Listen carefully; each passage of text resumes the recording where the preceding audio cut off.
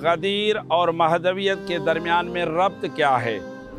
ऐसा मनसब है जिस मनसब के ज़रिए से अल्लाह ने इस दीन को मुकम्मल करना है। इस आयत करीमा में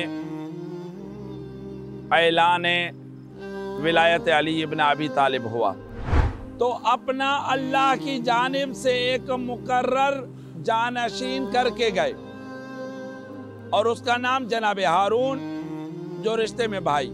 तो विलायत अमीर अल मोमिनीन अलैहिस्सलाम और विलायत आइमा अलैहिमुस्सलाम के साथ अल्लाह ने इस दीन को मुकम्मल कर दिया।